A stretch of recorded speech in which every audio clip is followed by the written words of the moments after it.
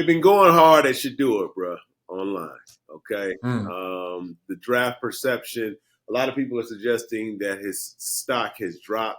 Some seeing that some teams within the top 7 draft picks have labeled Shedeur as brash and arrogant. He's projected to go to the Giants at number 3 or Raiders at number 6. Now, some people are suggesting that these critiques might be attempts to undermine Deion Sanders by, of course, targeting his son's confidence. In your opinion, should a quarterback's confidence be viewed negatively by GMs? Also, the coach or coaches who reportedly made these suggestions. I mean, what do you think about them? Are they just hating?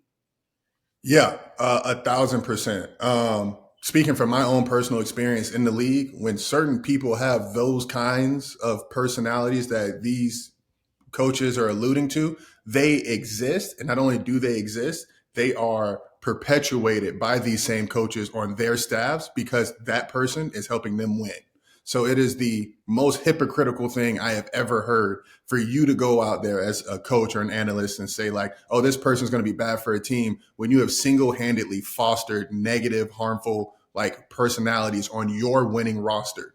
And so from my point of view, I don't like when anyone says that because you can look at any team and find actual problems. Now, when it comes to Shedeur and how he carries himself, with all due respect, my quarterback needs to be confident, right? Out of all the people in the facility, I need at least 3 of them not to have any shake in their voice, and the quarterback's one of them. So if a lack of second guessing yourself or how they talk about things makes you feel uncomfortable, cool, but like don't knock his ability to help you bring home some W's, which is what all this is about.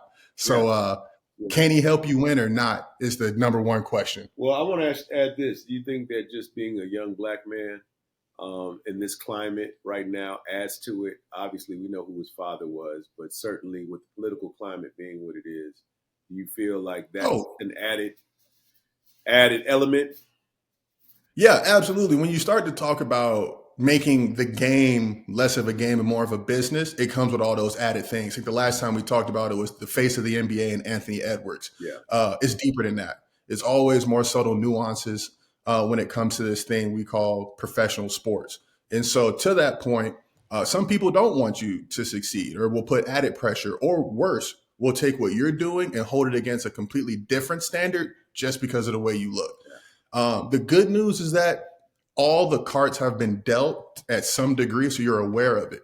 And him and his father, especially Deion, they got the golden rule book on how to navigate potential problems with a smile on your face. But at the end of the day, the stats to back it up. Because at no point was Deion ever considered arrogant because he had the stats to back it up.